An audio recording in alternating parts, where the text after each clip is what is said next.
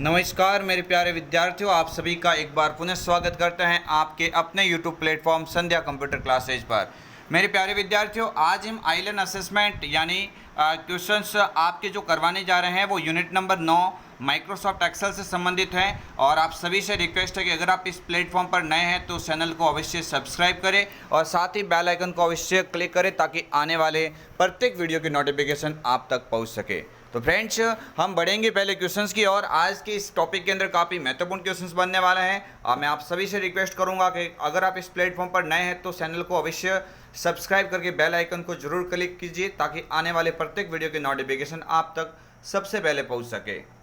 देखिए, पहला क्वेश्चन आपके स्क्रीन के सामने, एक्सेल में गोल सीक फीचर्स का क्या उद्देश्य होता है। भाई, अच्छा क्वेश्चन से आपके एग्जाम में कई बार पूछा गया है, तो आपको याद रखना है कि आइलैंड के अंदर आप इसका आंसर क्या देंगे। तो वांछित परिणाम प्राप्त करने के लिए एक विशिष्ट विधि होती है, यानी इसके गोलचिक के द्वारा क्या किया जाता है भाई, किसी विशिष्ट जो संख्या होती है उनकी जो वैल्यू अज्ञात वैल्यू होती है ना, अज्ञात वैल्यू उनकी गणना करने के लिए आप गोलचिक का उपयोग कर सकते हैं। तो यहाँ से ऑप्शन बी जो होगा ना, ये इसका क्या हो जाएगा, राइट आंसर हो जाएगा।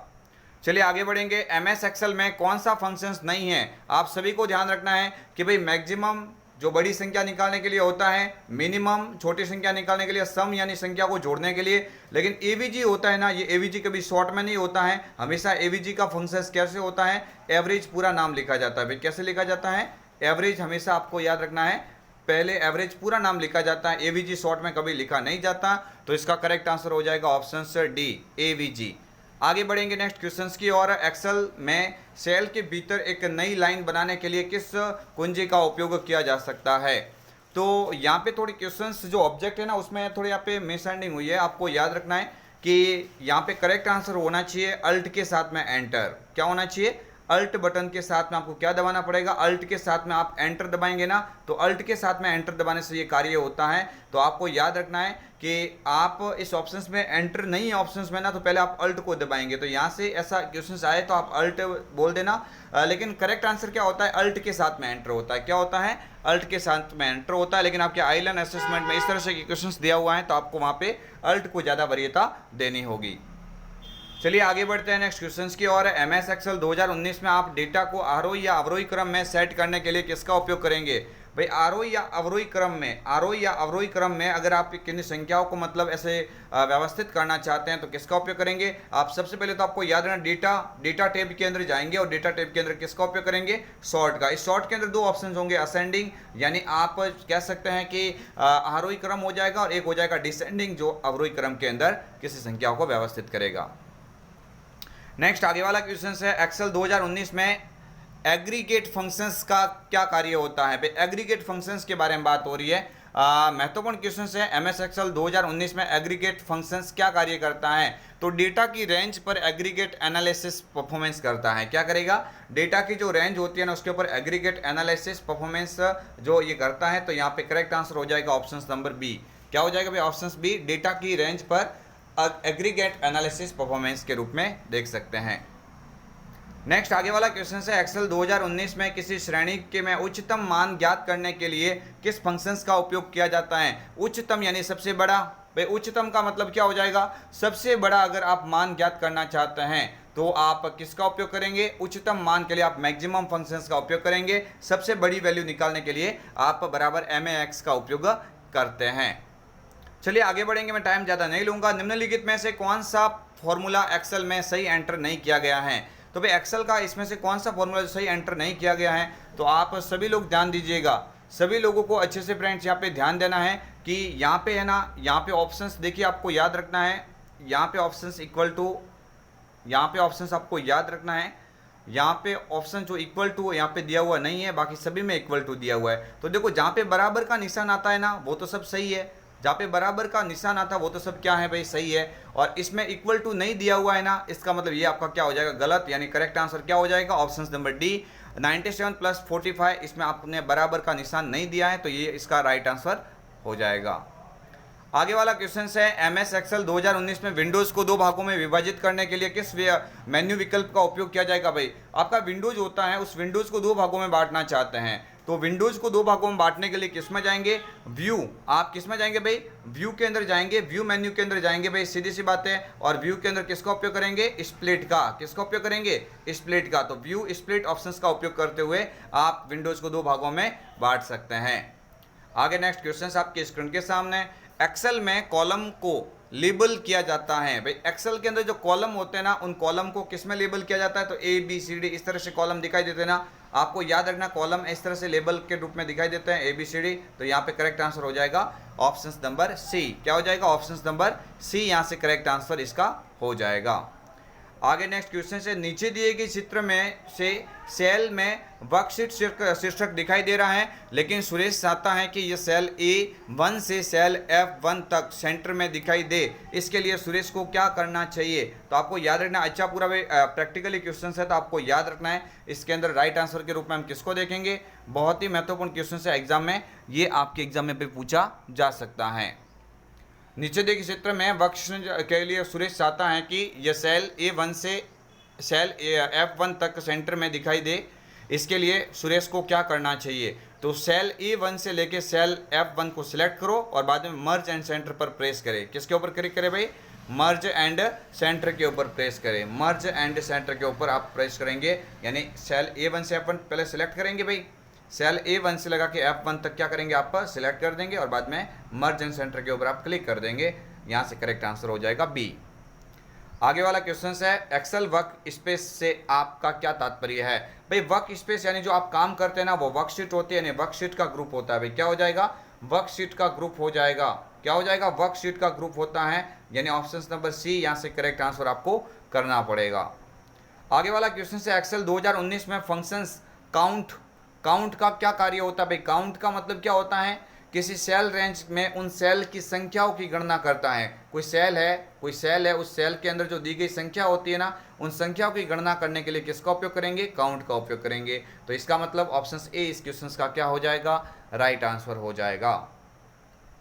नेक्स्ट है, एक्सेल में शॉर्टकट कुंजी कंट्रोल आर का उपयोग किसके लिए किया जाता है भाई। एक्सेल में शॉर्टकट कुंजी होती है कंट्रोल आर, एक्सेल में शॉर्टकट कीज होती है कंट्रोल आर। तो इस कंट्रोल आर का उपयोग किसके लिए किया जाता है, तो सिलेक्शन को एक्टिव सेल के साथ में राइट, है ना, सिलेक्शन को एक्टिव सेल्स के साथ में राइट करेगा भाई। यहाँ पे करेक्ट आंसर हो जाएगा ऑप्शन नंबर सी। क्या हो जाएगा, ऑप्शन नंबर सी, सिलेक्शन को एक्टिव सेल्स के साथ में राइट में। ठीक है, सिलेक्शन को एक्टिव सेल्स के साथ में राइट में, ये क्वेश्चन इसका करेक्ट आंसर हो जाएगा। डेटाबेस के चित्र को देखते हुए सही फॉर्मूला सुने, जिसे डेटाबेस में फील्ड की गणना करने के लिए सेल B10 में लिख जाना चाहिए, जहां क्लास बायोलॉजी है और इंस्ट्रक्टर विजय हैं भाई। अच्छा क्वेश्चन है, तो ये क्वेश्चन पहली बात तो यहाँ पे मैं चित्र नहीं बना सकता था, इसलिए मैंने इस क्वेश्चन को डायरेक्ट लिया है। तो यहाँ से करेक्ट आंसर आप भाई किसको सुनेंगे, डेटाबेस के अंदर चित्र को दिया हुआ देखते हुए सही फॉर्मूला सुने, जिसे डेटाबेस में फील्ड की गणना करने के लिए सेल B10 में लिखा जाना चाहिए, जहाँ क्लास बायोलॉजी है और इंस्ट्रक्टर विजय है। तो यहाँ से आपको याद रखना है भाई, यहाँ से आपको याद रखना है कि इसका करेक्ट आंसर हम किसको देंगे, यहाँ पे डी काउंट यानी ऑप्शन नंबर सी को यहाँ से ले सकते हैं। चलिए नेक्स्ट क्वेश्चंस की ओर देखते हैं। चित्र में दिखाए गए डी सम के उदाहरण के लिए दिए गए कथनों में से कौन सा कथन सत्य है। तो डी सम कुल लाभ की गणना करता है, ट्री एप्पल का होना, ठीक है। डी सम कुल लाभ की गणना करता है, ट्री मैंगो का होना, यानी आपका इसका मतलब करेक्ट आंसर हो जाएगा ए और बी दोनों। ये आपके आइलैंड में आएगा क्वेश्चंस, तो चित्र यहाँ पे मैं नहीं इंसर्ट कर सकता, चित्र को नहीं दिया, लेकिन आपको याद रखना है ये दोनों के दोनों कथन यहाँ पे क्या हो जाएंगे, राइट, यानी ए और बी दोनों यहाँ से सही माने जाएंगे। आगे वाला क्वेश्चन है भाई, आपको याद रखना है एक्सेल के अंदर प्रैक्टिकल ही होता है, प्रैक्टिकल को एक स्लाइड के माध्यम से समझाना थोड़ा मुश्किल होता है, तो इसलिए मैंने कुछ एक चित्र को नहीं लिया है। ऐसे एक दो क्वेश्चन है जो फॉर्मूला के साथ में चित्र दिया हुआ था वो मैंने नहीं लिया है, क्योंकि इसमें संभव नहीं था ऐसा कुछ। तो भी मैं पूरे राजस्थान के अंदर सबसे पहले आपको आइलैंड के वीडियो उपलब्ध करवा रहा हूँ। ये बहुत मेरे मेहनत के द्वारा यहाँ पे काम किया जा रहा है। मुझे काफ़ी यहाँ पे इनको अलग अलग क्वेश्चंस को सॉल्व करके जो आइलैंड में बन रहे क्वेश्चन उनको ऐड करके मैं ये आपके सामने वीडियोस बना रहा हूँ। तो आई होप आप सभी को ये काफ़ी ज़्यादा सपोर्ट कर रहा होगा। आप सभी से रिक्वेस्ट है कि आप इस प्लेटफॉर्म को अवश्य सब्सक्राइब करें और जो भी आने वाले वीडियो हैं उनको जल्दी पाने के लिए आप चैनल को अवश्य बेल आइकन पर क्लिक करें। देखिए एक्सेल 2019 में एच लुकअप और वी लुकअप फंक्शंस में से क्या भिन्न होता है भाई, दोनों में भिन्नता क्या होती है? तो एच लुकअप होता है ना, ये तो क्षैतिज रूप में सर्च करता है, और वी लुकअप होता है ना, ये लंबवत में करता है। तो यहाँ से करेक्ट आंसर हो जाएगा option number A. H lookup होता है वो तो क्षैतिज रूप में सर्च करता है, जबकि वी लुकअप वो लंबवत रूप में करता है। आगे वाला क्वेश्चन है, कौन से एक्सेल देखो कौन से एक्सेल 2019 फीचर्स का उपयोग बार, लाइन या पाई या स्लाइस के माध्यम से डेटा का दृश्य रूप में प्रस्तुत करने के लिए किया जाता है? तो भाई ये क्या होता है भाई, बार होता है, ठीक है, बार के अलावा पाई होता है, ये तो सब किसके प्रकार, चार्ट के प्रकार है ना, किसके प्रकार हो जाएंगे, चार्ट के प्रकार हो जाएंगे। ऑप्शन डी इस क्वेश्चन का राइट आंसर होगा। आगे बढ़ते हैं, सेल B1 से B7 में रखी संख्याओं में से सबसे बड़ी संख्या की गणना करने का सही फॉर्मूला कौन सा? ये क्वेश्चन आपके एग्जाम में आएगा, तो आपको याद रखना सबसे बड़ी संख्या तो याद बराबर लार्ज तो लगेगा, उसके बाद में क्या करेंगे, कोष्ठक के साथ में B1 से B7 तक आप सिलेक्ट कर देंगे और कॉमा करके एक लगाना है, कॉमा करके क्या लगाना है, एक लगाना है। तो फिर यहाँ पे क्या हो जाएगा, सबसे बड़ी वैल्यू आ जाएगी जो भी हाईएस्ट वैल्यू होगी। तो यहाँ से करेक्ट आंसर हो जाएगा ऑप्शन डी, बराबर लार्ज कोष्ठक B1 कॉलन B7 और कॉमा करके बंद करके कोष्ठक को बंद कर देना, सबसे बड़ी वैल्यू आपके सामने प्रदर्शित हो जाएगी। आगे वाला क्वेश्चन है, G2 से M12 की सेल रेंज के लिए संदर्भ है। भाई आपको याद रखना है कि G2 से लगा के M12 की सेल रेंज किस तरह से आपको संदर्भित होगी। तो आपको याद रखना है कि G2 और उसके बाद ये डबल पॉइंट आएंगे, इसको क्या कहा जाता है, कॉलन, इसको क्या बोलेंगे आप लोग, कॉलन बोलेंगे। तो कॉलन का निशान आता है हमेशा, यहाँ से करेक्ट आंसर हो जाएगा ऑप्शन नंबर सी। भाई करेक्ट आंसर यहाँ से क्या हो जाएगा, ऑप्शन नंबर क्या हो जाएगा भाई, सी यहाँ से करेक्ट हो जाएगा, क्योंकि ये आपका सही यहाँ पे आंसर हो जाएगा G2 कॉलन M12। नेक्स्ट आगे बढ़ेंगे, जब आप एक्सेल 2019 की स्क्रीन लॉन्च करते हैं तो यह अलग अलग टेम्पलेट थंबनेल दिखता है। टेम्पलेट थंबनेल जो आपको बिजनेस, चार्ट्स या ब्लैंक वर्कबुक या वेलकम टू एक्सेल, तो यहाँ पे करेक्ट आंसर हो जाएगा इसका welcome to Excel. Welcome to Excel के रूप में ये सारे आपको दिखाई देते हैं।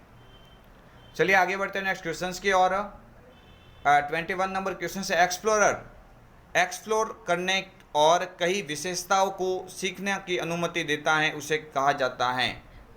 अच्छा क्वेश्चन है भाई, काफ़ी महत्वपूर्ण क्वेश्चन है, आपके एग्जाम पॉइंट ऑफ व्यू से थोड़ा इंपॉर्टेंट क्वेश्चन है, आपके एग्जाम पॉइंट ऑफ व्यू से थोड़ा इंपॉर्टेंट क्वेश्चन है, और ये क्वेश्चन आपके एग्जाम में कई दफ़ा पूछा गया है।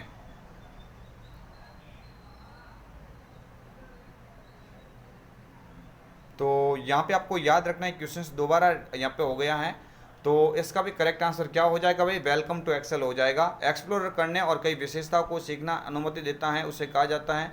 तो आपको याद रखना है कि भाई यहाँ पे करेक्ट आंसर क्या हो जाएगा, वेलकम टू एक्सेल हो जाएगा। क्या हो जाएगा, वेलकम टू एक्सेल हो जाएगा। क्या हो जाएगा भाई, वेलकम टू एक्सेल हो जाएगा। ये क्वेश्चन आपके एग्जाम पॉइंट ऑफ व्यू से इंपॉर्टेंट है, और ये क्वेश्चन आपके एग्जाम में पूछा भी जा चुका है। चलिए आगे बढ़ते हैं नेक्स्ट क्वेश्चंस की ओर। सेल के रिलेटिव एड्रेस को एब्सोल्यूट एड्रेस में बदलने के लिए किस फंक्शंस कुंजी का उपयोग किया जाता है? तो यहां से भाई करेक्ट आंसर क्या हो जाएगा, सेल के रिलेटिव एड्रेस को एब्सोल्यूट एड्रेस में बदलने के लिए किस कुंजी का उपयोग किया जाता है? तो यहाँ पे करेक्ट आंसर के रूप में जो आइलन है ना, उसमें भी ये क्वेश्चंस का आंसर सिलेक्ट किया हुआ नहीं है, तो भी यहाँ पे क्या हो जाएगा, F2 हो जाएगा भाई। क्या हो जाएगा, एब्सोल्यूट में बदलने के लिए आप किस कुंजी का उपयोग करेंगे, F2 कुंजी का उपयोग करेंगे। नेक्स्ट बढ़ते हैं आगे वाले क्वेश्चंस की और। MS एक्सेल में टेक्स्ट का संयोजन निम्न में से किसका उपयोग करके किया जा सकता है? तो टेक्स्ट का जो संयोजन करना है भाई, है ना, क्या हो जाएगा भाई, जल्दी से आप लोग बताइए। MS एक्सेल में टेक्स्ट का संयोजन निम्नलिखित में से किसके द्वारा किया जा सकता है? MS एक्सेल में टेक्स्ट का संयोजन निम्नलिखित में से किसके द्वारा किया जा सकता है? ये ऑप्शंस थोड़े यहाँ पे क्या हो गए, मिस एंडिंग हो गए हैं भाई। ऑप्शंस यहाँ पे थोड़ा क्या हो गया है, यहाँ पे भाई ऑप्शंस यहाँ पे थोड़ा क्या हो गया है, मिस एंडिंग हो गया है, ठीक है। यहाँ पे क्या होगा भाई, 23वां जो क्वेश्चन है ना, इसके अंदर भाई आपको क्या होगा, एक्सेल के अंदर देखो क्या होता है, MS एक्सेल में टेक्स्ट का संयोजन निम्नलिखित खाली जगह निम्नलिखित का उपयोग करके किया जा सकता है। तो टेक्स्ट का संयोजन में देखो, एक तो आपके निशान आएगा इस तरह का, ठीक है, एक आएगा आपके ऑप्शंस के अंदर कैसा आ जाएगा, बी वाला ऐसे कॉमा के रूप में आ जाएगा, सी वाला ऐसे आ जाएगा भाई, कैसे, एंड के रूप में आ जाएगा, और डी वाला आ जाएगा ए एंड बी दोनों, डी वाला आ जाएगा 1 और 2 दोनों। तो यहाँ से करेक्ट आंसर आपको करना है एंड वाला निशान। क्या करना है भाई, एंड वाला। थोड़ा मिसअंडरस्टैंडिंग हुई है, टाइप करने में थोड़ी गलती हो गई है, तो यहाँ से करेक्ट आंसर क्या हो जाएगा, एंड का निशान है ना, ये इसका राइट आंसर माना जाएगा। चलिए, एक्सेल 2019 की स्टार्ट स्क्रीन जो प्रोग्राम लॉन्च करने के तुरंत बाद बंद दिखाई देती है, इनमें शामिल है। आपको याद रखना है, क्वेश्चंस एग्जाम में पूछा जा सकता है। तो यहाँ से करेक्ट आंसर क्या हो जाएगा, एक्सेल 2019 की जो स्टार्ट स्क्रीन है ना, वो प्रोग्राम लॉन्च करने के तुरंत बाद दिखाई देती हैं, उसमें शामिल है। तुरंत बाद लिखा हुआ है भाई, यहाँ पे क्या लिखा हुआ, तुरंत बाद लिखा हुआ है, ठीक है। MS एक्सेल 2019 की जो स्क्रीन स्टार्ट स्क्रीन होती है, प्रोग्राम जो आप लॉन्च करने के तुरंत बाद दिखाई देती है, उसमें शामिल है। तो तुरंत बाद तो भाई क्या दिखाई देगी, आप सभी को याद रखना है कि हाल ही में ओपन की गई वर्कबुक की लिस्ट, ठीक है, हाल ही में ओपन की गई वर्कबुक की लिस्ट दिखाई देगी, और नई बुक जो क्रिएट करने के लिए विभिन्न टेम्पलेट है ना, वो उसके अंदर वो दिखाई देंगे। तो इसका करेक्ट आंसर हो जाएगा ए और बी दोनों, ए व बी दोनों यहाँ से क्या हो जाएगा, करेक्ट आंसर हो जाएगा। ये क्वेश्चंस आए तो आप ए और बी दोनों करेक्ट कर लेना। क्वेश्चंस एक्सेल के थोड़े से मतलब अलग लेवल के आई लर्न में ऐसे क्वेश्चंस डाले जिनका क्वेश्चंस का कोई ज़्यादा औचित्य नहीं है, तो फिर मैं आपके नंबर अच्छे आए इसलिए ऐसे क्वेश्चंस को करवा रहा हूँ, वरना फिर ऐसे क्वेश्चंस आपके कॉम्पिटिटिव एग्जाम के अंदर कोई ज़्यादा मायने नहीं रखते हैं। MS एक्सेल में format cells dialog box open करने के लिए कौन सी शॉर्टकट कुंजी का उपयोग किया जाता है। तो भाई फॉर्मेट सेल्स को यहाँ पे 1 लिखा हुआ है, कंट्रोल के साथ में 1 है भाई, कंट्रोल के साथ में क्या दिया हुआ, 1 दिया हुआ है, ठीक है। तो यहाँ से क्या हो जाएगा, format cell dialog box open करने के लिए कंट्रोल 1 का उपयोग किया जाता है भाई। कंट्रोल के साथ में किसका उपयोग करेंगे, कंट्रोल प्लस 1 का उपयोग किया जाता है, कंट्रोल प्लस 1।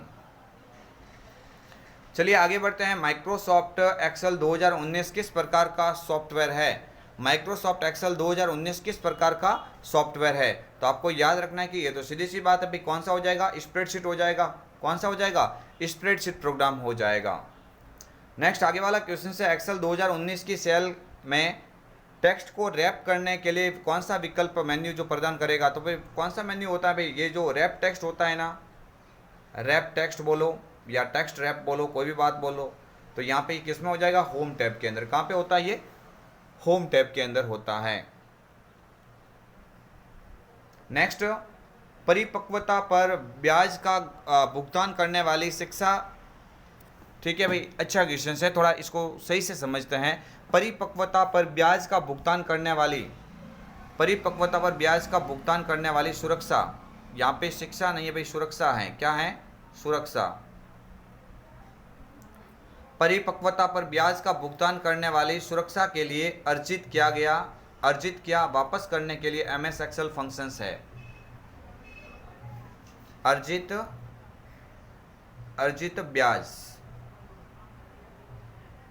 अर्जित ब्याज जो है वो वापस करने के लिए MS एक्सेल फंक्शंस है। तो आपको याद रखना है कि इसमें राइट फंक्शंस क्या हो जाएगा, है ना, यहाँ पे क्या हो जाएगा, एक्रिनटम हो जाएगा। क्या हो जाएगा भाई, एक्रिनटम हो जाएगा, ठीक है। यहाँ पे क्या हो जाएगा, करेक्ट आंसर हो जाएगा एक्रिनटम हो जाएगा, ACCRINTM। क्या हो जाएगा, ACCRINTM, ठीक है। तो यहाँ से करेक्ट आंसर हो जाएगा ऑप्शन बी। आगे वाला क्वेश्चन है आपके स्टूडेंट के सामने। आप MS एक्सेल यानी आप एक्सेल में वर्तमान जो दिनांक है ना वो प्रदर्शित करने के लिए किसका उपयोग करेंगे। तो वर्तमान दिनांक, आज की दिनांक लाने का फॉर्मूला क्या है, टुडे है भाई। क्या है, टुडे। और अगर समय और दिनांक दोनों पूछे ना, समय और डेट दोनों पूछे ना, तो यहाँ पे क्या हो जाएगा, नाउ हो जाएगा। क्या हो जाएगा, नाउ। यानी वर्तमान जो टाइम क्या हुआ उसके लिए आप उपयोग करेंगे, और वर्तमान दिनांक के लिए आप किसका उपयोग करेंगे, टुडे का उपयोग करेंगे। एक्सेल में फॉर्मूला शुरू होता है, इजी क्वेश्चन है, ये तो आना चाहिए, बराबर से होता है। किससे होता है भाई, बराबर से होता है। आगे वाला क्वेश्चन आपके स्क्रीन के सामने है, और इजी क्वेश्चन है, एग्जाम में पूछा जा सकता है। रो व कॉलम का इंटरसेक्शन क्या कहलाता है। यहाँ पे क्या लिखा हुआ, रो। क्या लिखा हुआ भाई, रो व कॉलम का इंटरसेक्शन क्या कहलाता है, सेल कहलाएगा। क्या कहलाएगा, सेल कहलाएगा। ठीक है, इजी क्वेश्चन था, एग्जाम पॉइंट ऑफ व्यू से इंपॉर्टेंट है। निम्नलिखित में से कौन सा एक्सेल में वैध डेटा टाइप नहीं है? तो भाई वैध डेटा टाइप कौन सा नहीं है? लेबल होता है, ये नहीं हो जाएगा। बाकी नंबर होता है, कैरेक्टर होता है और डेट एंड टाइम भी होता है। ठीक है, तो यहाँ से क्या हो जाएगा भाई? करेक्ट आंसर हो जाएगा लेबल हो जाएगा। क्या हो जाएगा भाई? लेबल हो जाएगा। एक्सेल में डेटा टाइप कौन सा नहीं होगा? तो यहाँ पे आपको याद रखना है कि भाई लेबल है ना, लेबल इसके अंदर आपका नहीं होगा। ठीक है,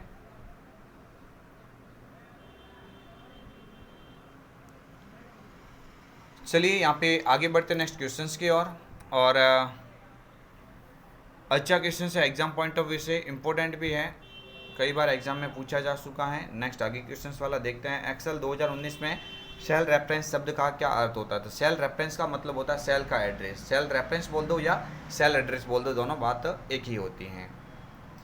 एक्सेल में मैक्रो बनाने के लिए कौन सी लैंग्वेज का उपयोग किया जाता था? भाई वीबी है ना, VBA।